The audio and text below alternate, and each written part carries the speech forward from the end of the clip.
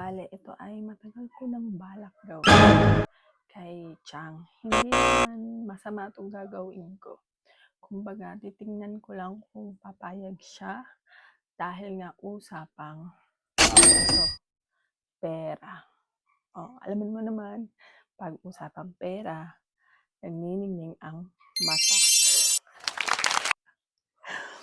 Nung isang araw pa ako naghahanap ng silib, lumapit sa akin si Kendra. Tinanong ko kung may sili ang kanyang mami. Meron daw. Kaya nagpahingi ako ng isa. Hindi alam ni Chang. Bale, inabangan ko lang dun sa Bale, etong siling to, kapalit ay 500. Pag naubos niya. Pero, meron tayong twist. May twist tayo. Hindi naman pwedeng agad igagayan niya. Siyempre, kailangan hindi niya kitang may sili. Nakaready na ang ating itlog na nilaga. Tapos nakikita niyo to? Nakikita niyo to? Ito ay yung straw ng mga juice. Bale, puputasan ko dito. Sana hindi niya mapansing may butas.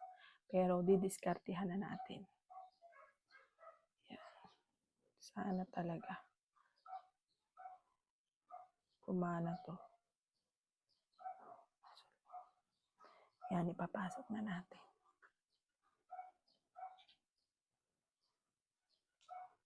Tatanggalin. Ayaw, di ma! Kumbaga magpapaunahan kami na maubos ang itlog. Yan. Woo! Excited. Sorry, mother. Di ba? Parang wala akong nilagay na itlog. Kaya let's go. Sana mag-success. Punta na natin siya sa baba. Ngayon, bibigyan kita ng 500. Tapos, paunahan lang tayong maubos aring itlog. Okay. Paunahan ha. Okay. Pag nauna ako, hindi mo makukuha itong 500. Dali! Mukhang pera. Para matindi pa ang kailangan mo Paunahan ha. Waka mo muna. Isang bulto ka ng Okay. na. Okay. Hindi yung gayon. Isang Okay. bulto ka. 1, 2, 3.